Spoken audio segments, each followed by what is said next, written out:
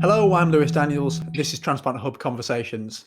Today I'm joined by Liz Schick, who, after a rare form of cancer led to her having a liver transplant in 1998, has gone on to compete in multiple World Transplant Games and create Tackers. But before all that, how are you doing and what have you been up to recently? What have I been doing recently? I've been cycling uphill a lot, doing that for the 5K anyway. And it's been hard, but it's been fun and it's been satisfying. I mean, the reason the 5K anyway has been put in place is because the World Transplant Games have been cancelled this year. How have you been keeping yourself busy and also motivated during such a tough time? I have a spinning bike like 3 paces away from my bed. It was one of my best buys ever, secondhand on Marketplace. And I would get up in the morning and get on my spinning bike. I'm a definite believer in when you're feeling down, get moving. And so that's what saved me. But I actually got COVID after having, thought, oh, I'm going to be okay. In November, I got COVID and I was 11 days in bed and really, really sick. So I was actually sicker than the transplant. I think people will be interested in this from a transplant point of view. How did you cope with it? How was your recovery? How did it affect you? For 6 days, literally non-stop, I had like the world's worst headache and really bad like aches around my eyes and my eyeballs. My blood pressure was really low. I had palpitations. I'm normally, my husband always says, oh, she lives 48 hours in 24. And I was flattened by it. And I was scared, but I was very zen and I just stayed in bed. And after 11 days, I could actually move. And Did that have any effect on your transplant going through the illness? no, none whatsoever. I carried on with my medication as advised by my transplant center as normal.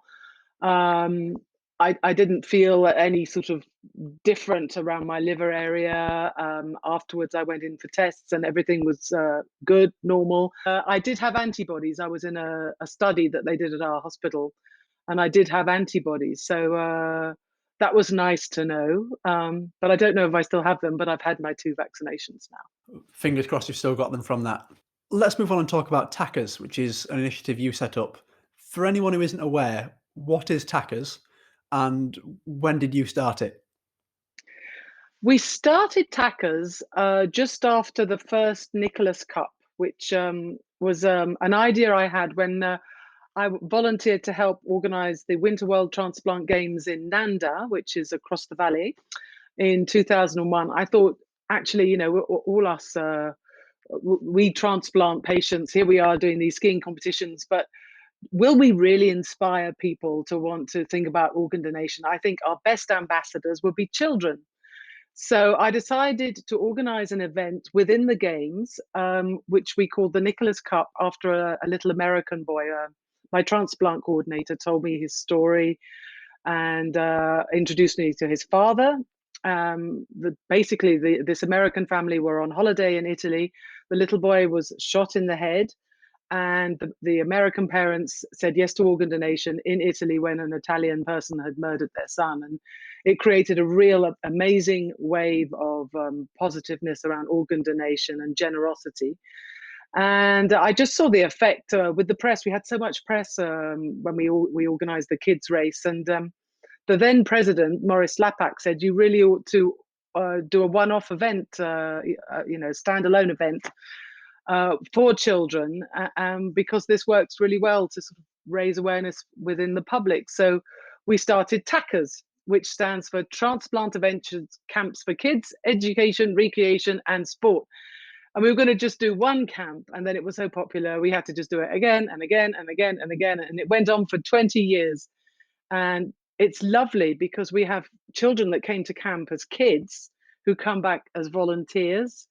And I've seen these children grow up. They're like my children. Some of them now are doctors, architects, lawyers, nurses, and I'm just so proud of them. It just makes me puff up with pride. What impact have you seen the Tackers camps have on the kids who've attended? I've seen children arrive on the first day, homesick, crying, not wanting to play with the others. And at the end of the week, they're crying because they have to go home. And at least just in 7 days, you'd see these kids grow. And that was really, really rewarding. Do a lot of the children who attend become lifelong friends with each other? Yes, yes. Amazing, amazing stories of friendship between them. And what I love is coming to the World Games and seeing them there, because lots of them, wherever they come from, like the Hungarian team, the UK team, the French team, they then go on to come to the World Games. So they meet up again there, and you see them growing every 2 years there. I think it's something I would have enjoyed if I'd been diagnosed as a child rather than at 19. Because even now, it's nice to talk to other people who've been through similar experiences, and you do have that instant connection because you know what they've been through, and you can fully understand any worries or concerns they might have. Yeah, absolutely. I think probably one of my favorite messages ever was from a girl called Liz, who has just had another kidney transplant. And she wrote me this beautiful message saying that if she hadn't come to Tackers, she wouldn't have had the support system that has helped her. And at the time, she was then on waiting for a kidney. That she has, thanks to Tackers. And she said, just thank you for inviting me to camp. It's so great to hear all these success stories as well. What are your goals for Tackers going forward? I'm very excited now. Tackers is going to move on to a different stage. It was like Tackers was my baby, and now Tackers is grown up and he's going off to university. So Tackers was operated for 10 years under the Swiss Foundation for Organ Donation here in Switzerland. And now it belongs to the World Transplant Games Federation. And we are going to develop it into different kinds of programs, because there you just do one camp and you can have so many kids that can come, like 40 kids that can come. But here we can do different things in different countries. We can do online things. Some people can't go away for a week. We can be helping the kids more often and in different ways. So we've got so many different ways we can develop it. It's exciting, and it'll take a lot of thinking. And I'm sure that Tackers will become lots of things within the youth program and the Fit for Life program. You've been involved with the World Transplant Games Federation since 2011, and you were elected secretary in 2015. What does your role involve? Actually, I've been involved with the World Transplant Games Federation since the very beginning, because I used to be asked to sort of help out here, help out there. I was already kind of volunteering for the federation before I even got onto the council, as it was called then, board as it's called now. We organised the games. um, well, there are so many different parts of it. We have like the medical committee, there's the sports committee, there's fundraising, there's different kinds of awareness, trying to get the public aware of organ donation issues. I think the most important thing is trying to get people aware of the fact that they can do physical activity. We don't like to say sport because that's scary. The most important role of the federation is to get people that have had a transplant back at home and comfortable in their skin, as they say in French, dans leur peau, to make them feel at home again in their own bodies. You've been to a lot of World Transplant summer and winter games. But which sports do you compete in, and what do the games mean to you? Oh, the games, it's just like going home, or it's great to see your friends, make new ones. Just that vibe, that love of life, that zest for life. It's just fantastic. I don't like competing. It stresses me, it freaks me out. I love to do sport, but I do it more to feel better in my head. I'm a skier. So the first time I ever went to any games, it was the Winter Games, and that was fine. When I went to the Summer Games, I had no idea what to do. So I said, I'll do the 100 meters. I've never seen my husband laugh so much in my life. He every time he'd sort of got back to normal, he'd start laughing again. I couldn't understand why he was laughing so much. To me, 100 meters isn't far, right? When I started training, I understood why he laughed. And I have to say, I've since given it up. Now I do the virtual triathlon, because I like to say I've done a triathlon, which is 400-meter swim, 30K ride and 5K run. I'm a rubbish runner. I'm okay at cycling, and I'm really, really rubbish at swimming. In fact, I get a slow clap, and everyone thinks it's very funny. But I do it. I do it, and that's what counts. I think with the Transplant Games as well, there's a lot of things that are about participation, especially I know I'm in the UK, and the British Transplant Games are encouraged to pick one sport you might win a medal in, and then just try a few out, get involved, and bring everyone together in this big celebration of organ donation, honour the donors. What would you say is your greatest sporting achievement?